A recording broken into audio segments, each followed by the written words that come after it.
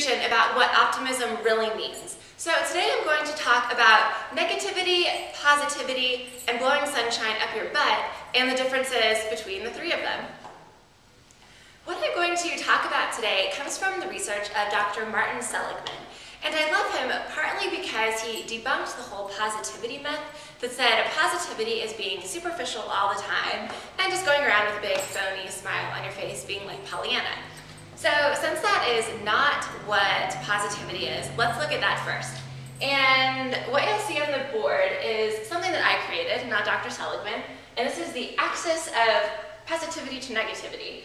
It starts with the negativity, positivity is somewhere in the middle, and then over on this side we have sunshine up your tush. And that's like the superficial positivity that we will talk about first.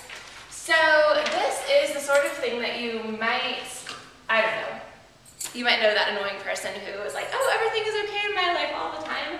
And they might say something like, problems? What problems? I know I'm going to drug therapy, and I'm in debt, and my dog died, and my partner left me, and I gained 70 pounds, but my life is perfect. Really.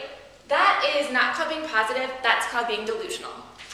And again, you might know someone who would say something like, quit your stinking thinking. Losing a leg isn't that big of a deal. Look on the bright side, you still have one. They're totally denying the reality of a situation that losing a leg sort of sucks.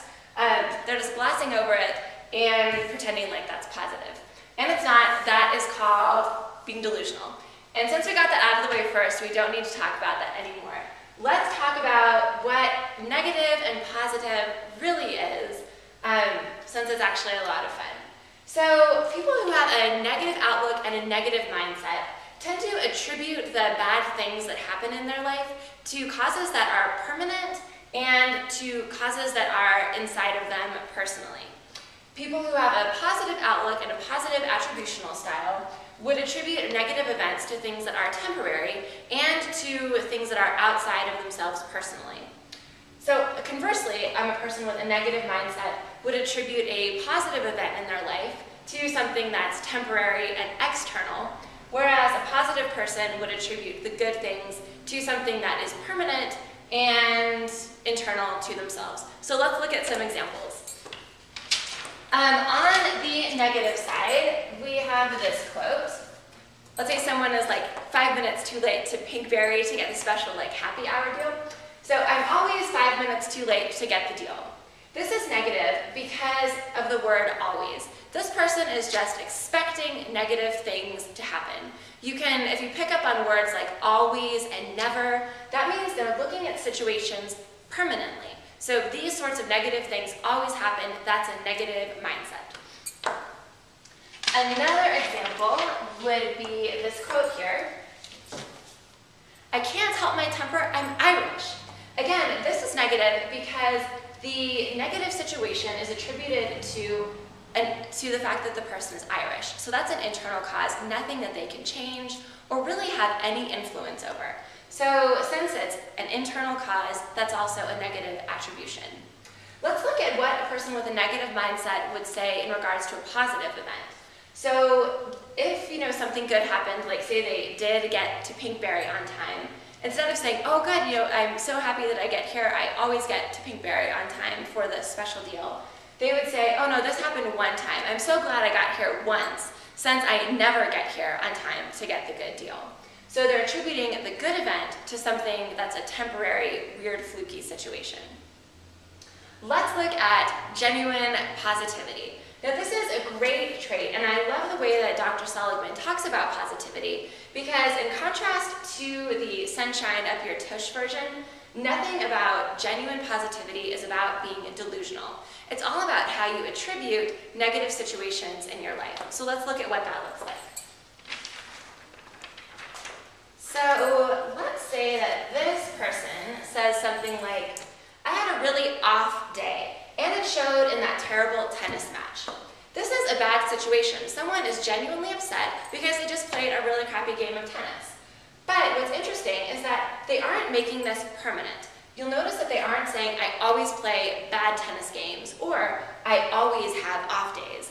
What they're saying is that this was a temporary circumstance. I had a really off day today, but they're expecting that tomorrow will be better. So they're attributing the bad situation to something temporary, making it a genuinely positive outlook. As another example, they might say something like, I didn't sleep much, and I'm so grumpy because of it.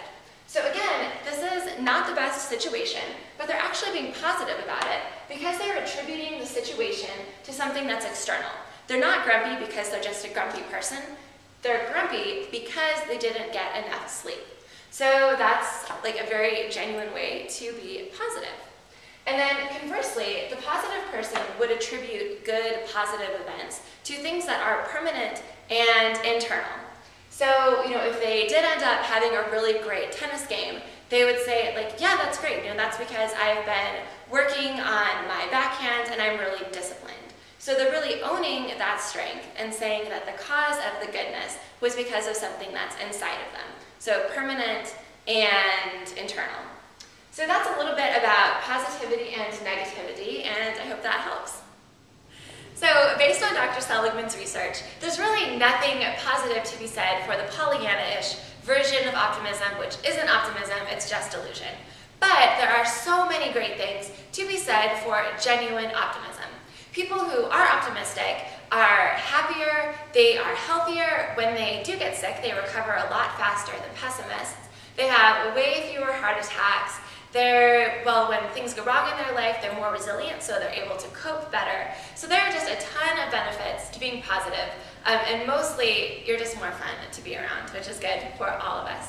So I hope you'll spend a little bit of time this week figuring out where you are on the positivity and negativity scale, and then really working to orient your thinking towards positivity, and just setting yourself up for a road that will lead to more happiness and to more health, all of that good stuff. So have a great time playing with optimism, and have a great week. Thanks for watching. Bye.